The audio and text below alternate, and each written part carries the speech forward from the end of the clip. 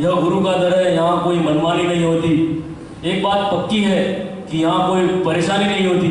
कुछ तो बात है हमारे गुरुवर में, वरना ये दुनिया इनकी दीवानी नहीं होती, ये दुनिया इनकी दीवानी नहीं होती। गुरुदेव से निवेदन, हे गुरुदेव आप अपने मुक्त कंठ से हम सभी का मार्ग प्रशस्त करें। नमोस्तु गुरुदेव, नमोस्तु।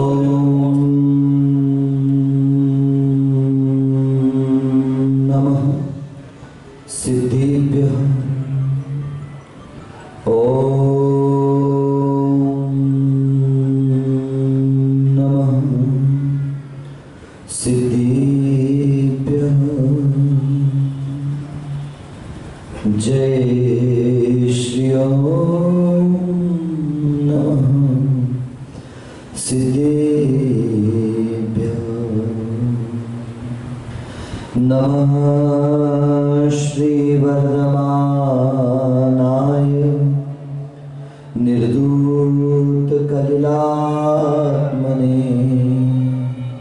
सालोकानां त्रिलोकानां यद विद्या दर्पणायते।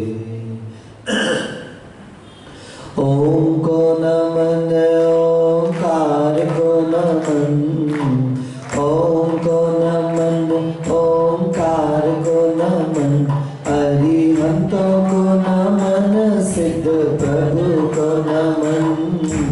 ओम को नमन ओंकार को नमन, अरिहंतों को नमन सिद्ध प्रभु को नमन।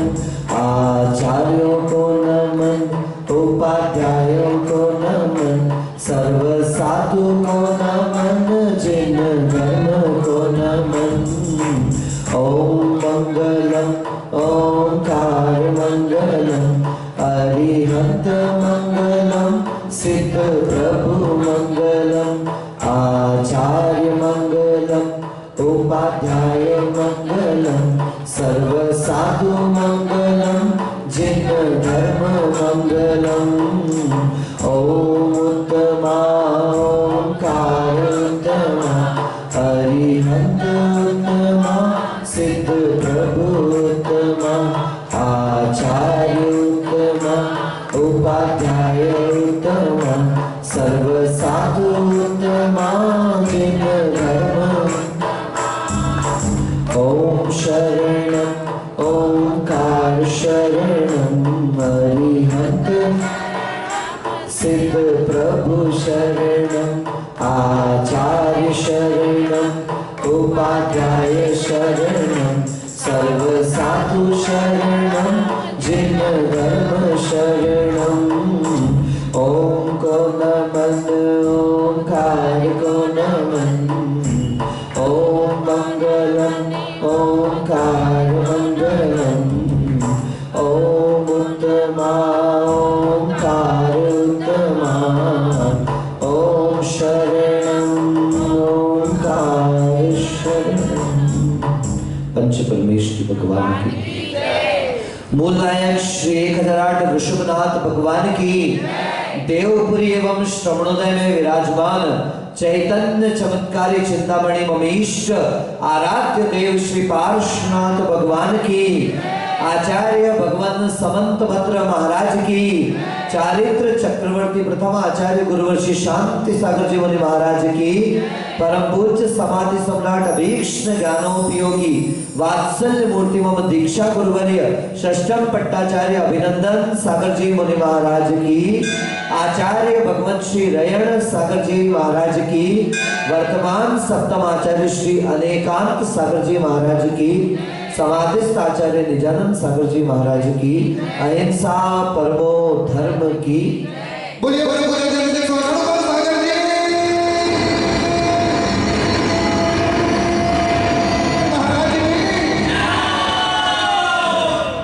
अभी आपने सुना आहार के समय 3 प्रकार की शुद्धि बहुत आवश्यक है। आहार जल तो शुद्ध होगा ही होगा, लेकिन महत्वपूर्ण है मन शुद्धि, वचन शुद्धि और काय शुद्धि। लेकिन जहां तक मैं अभी तक जान पाया हूं, पढ़ पाया हूं, समझ पाया हूं, क्या सच में ये शुद्धि सिर्फ आहार के समय चाहिए? विचार करें। आप प्रवचन सुनने बैठे हैं तब भी आवश्यक है मन शुद्धि का होना। आप भोजन करने बैठे हैं तब भी सर्वाधिक आवश्यक है मन शुद्धि का होना। आप यहां तक कि व्यापार करने भी बैठे हैं तो सर्वाधिक आवश्यक है मन शुद्धि का होना। संसार में कोई भी ऐसा कार्य नहीं कि अगर मन शुद्ध है तो वो कार्य सफल हो जाए। हो सकता है सफल तो हो जाए लेकिन संतुष्टि को देने वाला हो यह आवश्यक नहीं। अगर आप सफलता के साथ संतुष्टि चाहते हैं तो अंतरंग में मन की शुद्धि का होना नितांत आवश्यक है। अगर कदाचित भी मन की शुद्धि ना रह पाए तो वह आपका कार्य सफल तो हो सकता है लेकिन निर्मल नहीं हो सकता। आचार्य भगवान हमेशा कहते थे कि ईश्वर से कभी ये प्रार्थना मत करना, बोलो, कि मेरे काम सफल हो जाए। हे ईश्वर मेरी इच्छाएं सफल हो जाए, ये प्रार्थना मत करना। पूछो क्या प्रार्थना करना? अच्छा तो पूछो। हाँ ऐसे देखो, यशवंत भाई ने पूछा क्या प्रार्थना करना, हटाओ। पूछो क्या प्रार्थना करना? अरे कसरत नहीं करोगे तो प्रवचन क्या सुनोगे? मन शुद्धि, वचन शुद्धि, काय शुद्धि, काय से उठ ही रहा है हाथ तो काय की शुद्धि। हाँ ऐसे पूछो क्या प्रार्थना करना महाराज, उठाओ हाथ। हाँ हाथ उठाओगे अटैक वटैक आने की संभावना कम हो जाती, समझे? हिलाते डुलाते रहो। ये प्रार्थना मत करना कि हे भगवान मेरी इच्छाएं सफल हो जाएं, किंतु ये प्रार्थना करना कि हे भगवान मेरी इच्छाएं निर्मल हो जाएं। क्या बात है, सफल हो जाए नहीं, निर्मल हो जाए। क्योंकि सफल तो क्या है, इच्छाएं तो कुछ भी हो सकती हैं, इच्छाएं तो कैसी भी हो सकती हैं, इच्छाएं तो वासनाओं की भी हो सकती हैं, इच्छाएं तो काम की भी हो सकती हैं, इच्छाएं तो विकार की भी हो सकती हैं और अच्छी भी हो सकती हैं। लेकिन जिस दिन इच्छाएं निर्मल हो गई, ये समझ लेना कि वो इच्छाएं अब इच्छा नहीं रही, किंतु इच्छाएं होते हुए भी वो आपको दीक्षा जैसे मार्ग पर ले जाएगी। क्या है दीक्षा? बोलोगे क्या है दीक्षा? पूछो ना, क्या है दीक्षा? जहां इच्छा नहीं वहां दीक्षा। जहां इच्छा सफल होने की बात है, इच्छा पूर्ण होने की बात है, वहां संसार है। और जहां पर इच्छा निर्मल होने की बात है, वस्त्र में भी बैठो तो समझ लेना कि दीक्षा प्रारंभ हो चुकी। बंधुओं, इच्छाएं इतना घुमाती हैं, कहते हैं इंसान की ख्वाहिशों की कोई इंतहा नहीं। ये ऐसी रात है फिर जिसकी सुबह नहीं। एक बहुत अच्छा विद्वान हुआ है टॉल्स्टॉय, आपने नाम सुना होगा। उस टॉल्स्टॉय की बहुत सी स्टोरीज चलती हैं, किताबें चलती हैं। उसने एक बड़ी अच्छी स्टोरी लिखी है, how much land does a man want. आदमी को कितनी जमीन चाहिए। बड़ी सुंदर सी स्टोरी है, बहुत छोटी सी स्टोरी है। एक वर्कर था, बहुत गरीब था, बहुत गरीब, बहुत गरीब। एक टाइम खा ले तो दूसरे टाइम के खाने का ठिकाना। एक वक्त भोजन हो जाए तो दूसरे वक्त में कोई हिसाब किताब नहीं मिलता था। एक वक्त में भी जैसे तैसे रूखा सूखा खाकर निकाल लिया करता था। एक दिन पत्नी से कहता बड़े दुखी होकर कि मैं तुझे जरा भी सुख नहीं दे पा रहा, मैं जरा भी तुझे अपने जीवन का आनंद नहीं दे पा रहा, मैं एक वक्त का ढंग का भोजन भी नहीं ला पाता। और जैसा महाराज ने अभी कहा, पहले की पत्नियां, महाराज पत्नी तो कल भी पत्नी थी, आज की भी ऐसी ही पत्नियां हैं। वो चाहती है पहले मेरे बेटा खा जाए, वो चाहती है पहले मेरे पति का भोजन हो जाए, वो चाहती है पहले मेरे परिवार का पेट भर जाए और उसके बाद बोलिए उषा जी कैसे खाना खाया था कल है? सब बचा, उसके बाद में से मिक्स किया और चारों ने बैठ करके एक साथ आनंद के साथ वे सब मिक्स हो चुका है। उसी में वो मीठी रोटी खा ली, उसी में वो केले की सब्जी मिला ली, उसी में वो टमाटर की चटनी मिला ली और उसी को मिला मिलू के चारों बहुओं ने भोजन कर लिया। एक बार भी ये नहीं सोचा अरे यार ये संतोष पूरी की पूरी ये खा के चले गए, ये दिनेश जी पूरा का पूरा ये खा के चले गए, किसने कैसा भी खा लिया। अगर आपने मन से खा लिया, अभी परसों नरसों मेरा आहार हुआ प्रेरणा के ये वाले घर पर, ये लोग आहार दे रहे थे, नरेंद्र भाई आहार देखने के लिए आ गए, नरेंद्र इनके हस्बैंड। तो मैंने ऐसे सहजता से पूछा स्वास्थ्य ठीक नहीं है, तो मैंने इनसे पूछ लिया, मैंने कहा ये मैं खा रहा हूँ, वो भी खाते हैं क्या? बोले महाराज भोजन तो सब बहुत अच्छे से करते हैं, मगर हम लोगों को कंट्रोल रखना पड़ता है। देखिए कितनी बड़ी बात है, प्रतिक्षण। उस समय मैंने प्रेरणा से बाद में पूछा कि नरेंद्र नहीं खा पाते होंगे तो तुम्हारा क्या होता होगा?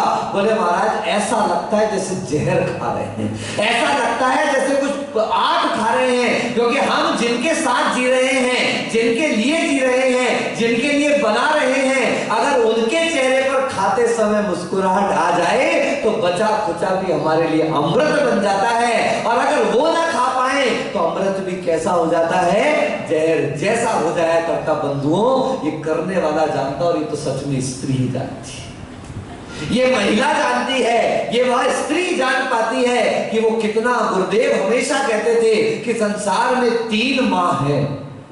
क्या बोलो ना? 3 माँ। कितनी माँ? 3 माँ। कितनी भी माँ करो, सबके पीछे माँ लगा हुआ है, देख लेना। और सारी माँ पे एक माँ भारी पड़ जाती है, अगर वो माँ नहीं होती तो ये माँ भी होने वाले नहीं थे। पहला आसमां, क्या ऊपर आसमां, बीच में आ जाओ तो कहते हैं परमात्मा, और नीचे आ जाओ तब कहते हैं महात्मा। चाहे महात्मा कहो, चाहे परमात्मा कहो, और चाहे आत्मा करो, अगर मां नहीं तो किसी की कोई कीमत नहीं हो सकती। मौसम आज जन्मदिन मना रहे हो, याद तो करो बेटा, जिस दिन आए थे रुला रुला के आए थे, हैं दुखा दुखा के आए थे, तकलीफ दे दे करके आए थे, और सारी दुनिया क्या कह रही है? Happy birthday to you. उस माँ से तो पूछो कितनी तकलीफों से जन्म दिया होगा। 9 महीने क्या खाना, कितनी बार कह चुका हूं मैं तो आपसे, मैं बार बार इस बात को याद करता हूं कि उस माँ के उपकार को कभी मत भूलना, कि जिस माँ ने तुम्हारे पेट में आते ही साथ अब क्या खाना, क्या पहनना, क्या ओढ़ना, कैसे उठना, कैसे बैठना, हर एक चीज में एक ही चिंता, इसका नुकसान ना हो जाए, इसको तकलीफ ना हो जाए, इसको परेशानी ना हो जाए। वो पेट में है, उसका पूरा जीवन बदल करके रख देता है। यहां तक कि अब तो ये छोड़ो पेट की बात, तो अब घर का कोई डिजाइन कर रहे हैं, घर का निर्माण कर रहे हैं, कपड़े खरीदने जा रहे हैं, मार्केटिंग करने जा रहे हैं। अब कंसंट्रेशन एक चुन्नू चुन्नू के लिए क्या लेके जाना है, उनके लिए अब अपने कपड़े गए, अब अपना स्वाद गया, अपना भोजन गया, अपनी ख्वाहिशें गई, अपनी इच्छाएं की, सारा कंसंट्रेशन तुम्हारे ऊपर आ गया। और जब बच्चा बड़ा होता है, my wife is my life, बोलो क्या कहा? बोलो ना। स्टेटस उठा करके देखो तो क्या लिखा है विनोद? अब तो बस मेरी पूजा, बाकी सब काम तू जा, ज्यादा मत बहो, नहीं ज्यादा मत कहो महाराज, नहीं तो लगता है सूजा, लगता है सूजा तो लग जाए। लेकिन किसी ने बड़ी अच्छी बात कही है, दरिया की कसम, मौजों की कसम, ये ताना बाना बदलेगा, तू खुद को बदल, तू खुद को बदल, तभी तो जमाना बदलेगा। पर्वत की कसम, आसमां की कसम, ये ताना बाना बदलेगा, तू खुद को बदल, तू खुद को बदल, तभी तो जमाना बदलेगा। ईश्वर की कसम, मेरी मां की कसम, ये ताना बाना बदलेगा, तू खुद को बदल, तू खुद को बदल, तभी तो जमाना बदलेगा। जिसने खुद को नहीं बदला वो किसी और को बदलने वाला नहीं, जो खुद बदला सो खुदा। जिसने स्वयं को बदलने का पुरुषार्थ किया है वही जमाने को बदल सकता है, वही दुनिया को बदल सकता है। और जमाने को बदलने के लिए सबसे पहले अगर कोई एक तत्व है तो पिछले दिनों से चल रही मात्र श्रद्धा, वह सम्यक्त्व, वह श्रद्धान, वह विश्वास। किसके ऊपर विश्वास? स्वयं की आत्मा के ऊपर विश्वास। और वो आत्मा पे विश्वास जमेगा प्रभु के माध्यम से। शंका, आकांक्षा, विचिकित्सा, मूढ़ दृष्टि, अदुपगूहन, अस्थितिकरण, अवात्सल्य और अप्रभावना से उठकर निशंका। निस आकांक्षा, निर्विचिकित्सा, अमूढ़ दृष्टि, उपगुहन, स्थितिकरण, वात्सल्य और प्रभावना। कल किसी ने कहा महाराज बार बार आप यही क्यों कह रहे हो? मैंने कहा बेटा नींव पक्की ना हो तो छत मजबूत रहने वाली। किसी ने कहा है बुलंदी देर तक भला किस शख्स के हिस्से में रहती है, बहुत ऊंची इमारत हर घड़ी खतरे में रहती है। नीचे बैठा है आदमी, गिर जाए लुढ़क जाए कुछ नहीं लगने वाला। थोड़ा सा पाटे पे आकर के बैठ जाओ, गिरोगे तो हो सकता है कुछ चटक पटक हो जाए, कुछ घाव खरोच आ जाए, और ऊपर आकर के बैठ जाओ, कब गिरोगे कैसा लगेगा भरोसा नहीं है। और ऊपर आ जाओ, शायद पैदल चलते चलते जा रहे हो गिर जाओ, थोड़ी बहुत खरोच वरोच आ जाएगी, साइकिल से गिर जाओ, थोड़ी ज्यादा खरोच आ जाएगी, बाइक से गिर जाओ, हो सकता है निपटारा हो जाए, कार का एक्सीडेंट हो जाए, हो सकता है अच्छा खासा निपटारा हो जाए। और अब तो तरक्की हो गई है महाराज, बिल्कुल ऊपर से निकल सकते हैं महाराज। अच्छा अब तो प्रदीप भाई अस्थियां भी बटोरने को मिलने वाली, अगर प्लेन का एक्सीडेंट हो जाए। देखो कितनी तरक्की हो गई, यहाँ तो चुन लेते थे, बीन लेते थे, इकट्ठा कर लेते थे, अब प्लेन से एक्सीडेंट हो जाए तो अस्थियों को भी ढूंढने की टेंशन मत लेना, सब जल भर के हाई स्पीड में खाक हो जाएगा। आपको समझ में नहीं आया पैसे की तरक्की हुई है कि रिस्क की तरक्की हुई? बोलो किसकी तरक्की हुई है? रिस्क बढ़ गई साहब, पैसा नहीं बढ़ा, रिस्क बढ़ गई। वो अंबानी की हालत इतनी खराब है, चाय पीता है तो एक नौकर लगाए, पहले वो चाय पिएगा, वो खाना खाएगा तो पहले नौकर को टेस्ट कराएगा। यहाँ तो पहले भगवान को भोग लगाते थे और वहां अंबानी नौकर को भोग लगा रहे हैं। सोचो विचार तो करो, हम तो गाय को खिलाने वाले लोग अब नौकरों को खिला के भोजन करना पड़ता है, क्योंकि विश्वास खत्म है। किस पर विश्वास करें? हर जगह गिराने, क्योंकि आप जितना ऊंचा उठोगे, आप जितनी ऊपर जाओगे, उतने आपके दुश्मन तैयार होते चले जाएंगे। बुलंदी देर तक भला किस शख्स के हिस्से में रहती है, बहुत ऊंची इमारत हर घड़ी खतरे में रहती है।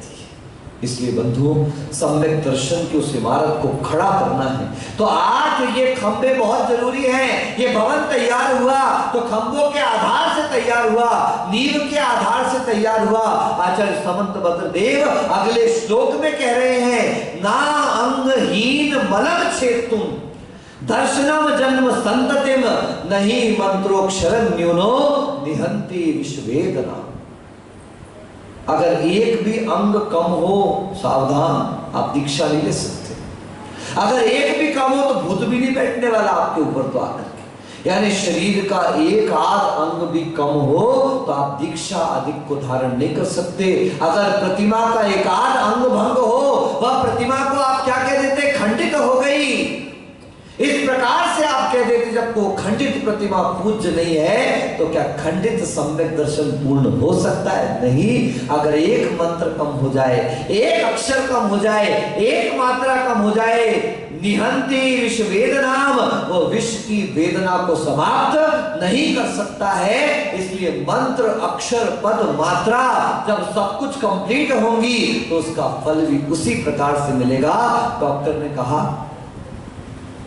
कि देखो इस प्रकार से औषधि को लेना है, मतलब औषधि पर विश्वास तो हो गया, पर औषधि को कैसे लेना है अगर इसकी जानकारी नहीं है तो वो डॉक्टर की औषधि आपके काम आने वाली नहीं। एक सज्जन आए हमारे घर पर, घर में बनाया तो मम्मी ने खसखस का हलवा, बढ़िया अच्छा ड्राई फ्रूट्स वगैरह डाल के, केसर वेसर डाल के शानदार हलवा तैयार हुआ।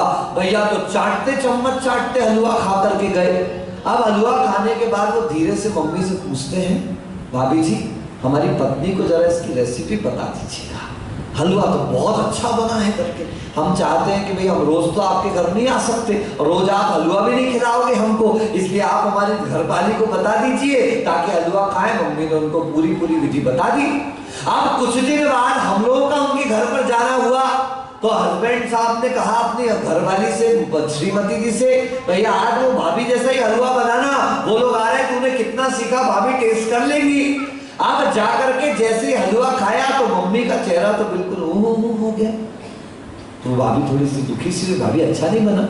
नहीं, टेस्ट तो है लेकिन परेशानी है। बोले क्या परेशानी है? आपने कहा था खसखस डालना, आपने कहा था घी डालना, आपने कहा था ड्राई फ्रूट्स डालना, आपने कहा था ये डालना, आपने कहा था वो डालना। ए भैया, ओ चौके वाले, आर कराना है क्या चौके में?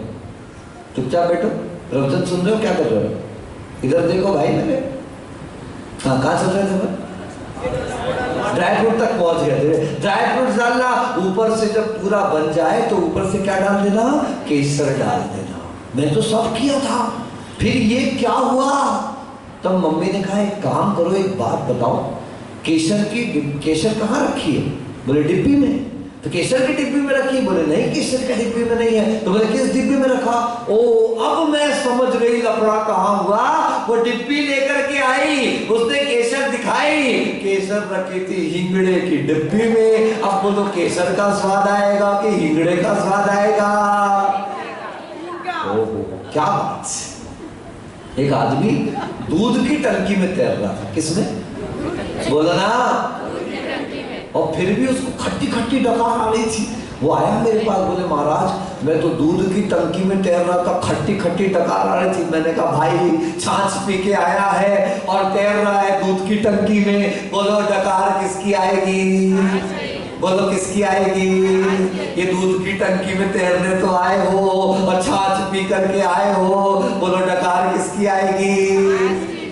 कितने ज्ञानी हो आप लोग। ये सारा ज्ञान मेरे प्रवचन में निकल करके आता है। कभी जब कोई आपको गाली दे जाए तब ध्यान रखना, कभी कोई आपका बुरा कर जाए तब ध्यान रखना, कोई आपको नीचा दिखा जाए तब ध्यान रखना, व्यापार में घाटा हो जाए तब ध्यान रखना, कहीं काम से जा रहे हो गाड़ी पंचर हो जाए तब ध्यान रखना, कभी महाराज आपको डांट दे तब ध्यान रखना कि भैया हमने छाछ नहीं पी करके आए हैं। क्या पी के आए हैं? दूध पी करके आओ। फिर छाछ की टंकी में तैरते रहो तो भी डकार किसकी आएगी? बोलो दूध की आएगी। और छाछ पी के आओ और दूध की टंकी में तैरो। बाहरी वातावरण से कुछ नहीं होता, ये अंदर के विश्वास की बात है बंधुओं। अगर जरा सा भी कम ज्यादा है, वो देखो हींग की डब्बी में, हींगड़े की डब्बी में केसर रख दिया, हलवे का मटेरियल वही था, हलवे का सामान वही था, हलवा वैसा ही बनाया गया था, लेकिन स्वाद में अंतर आ गया क्योंकि केसर किसकी डिब्बी में था? हींगड़े की डब्बी में था। तो इसलिए विवेक तो सब जगह बहुत आवश्यक है, नकल में भी अकल तो होना ही। महाराज ने कहा क्यों कर रहे हैं? YWH स्पेलिंग बोलो, बस WHY।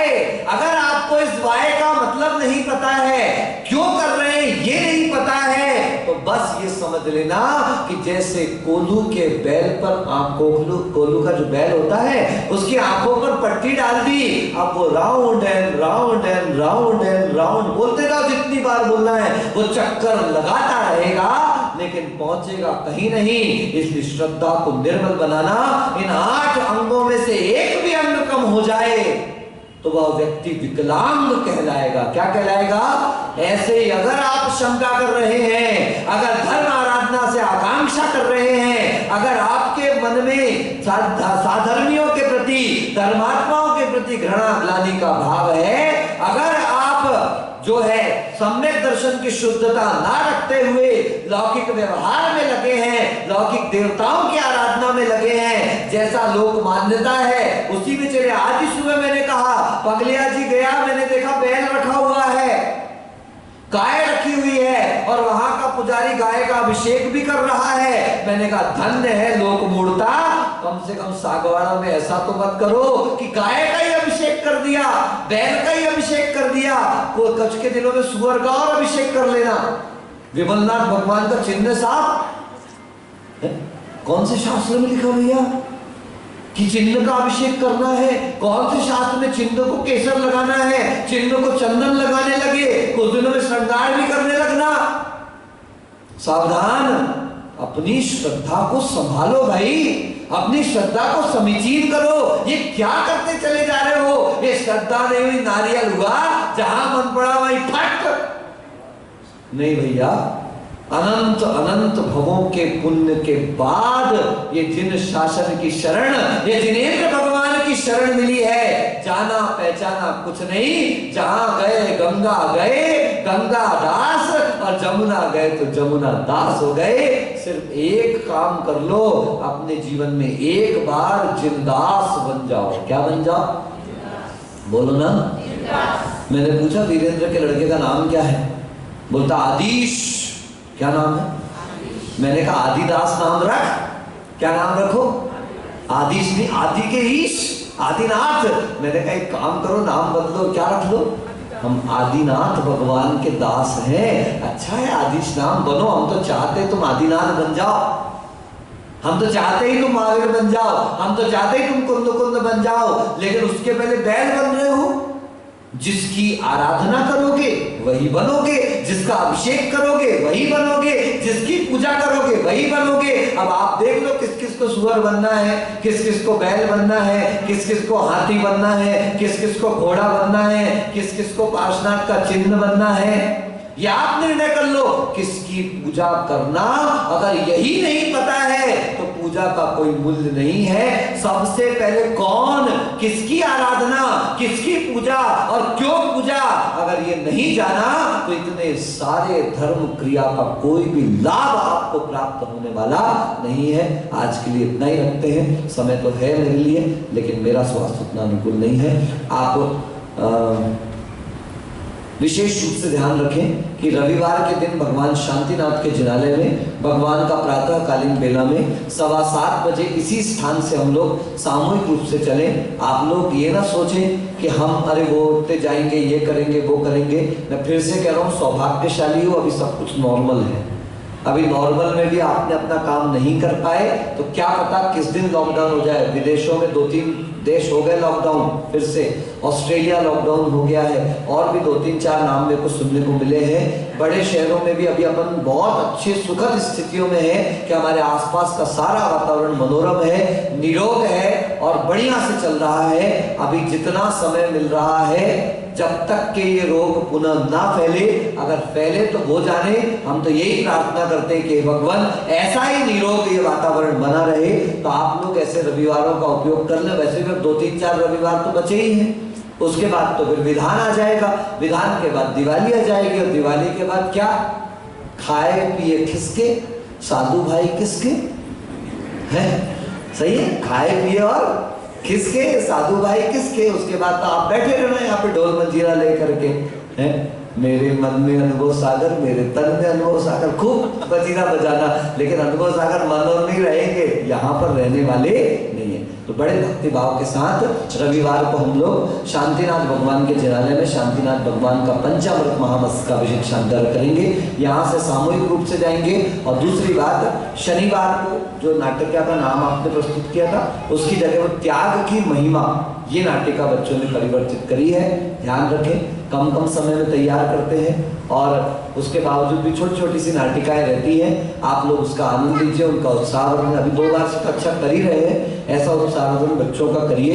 इनके माध्यम से पौराणिक कथाओं का ज्ञान हमारे इस पीढ़ी को हो जाता है, उस माध्यम का हमें सहयोग करें। बोले आचार्य भगवान अभिनंदन सागर जी मुनि महाराज की। बोलिए पूरा आचार्य श्री अनुभव सागर जी महाराज की।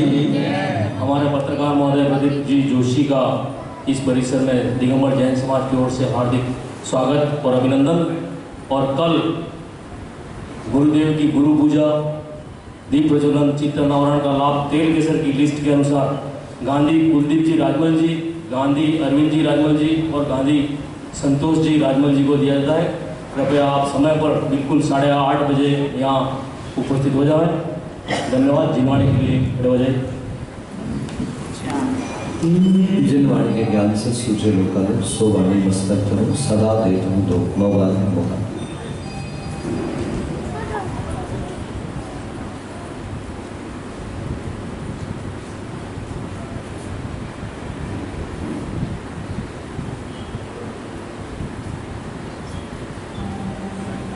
द्वादशांग जिनवाणी माता की नमस्ते गुरुदेव, नमस्ते गुरुदेव, नमस्ते।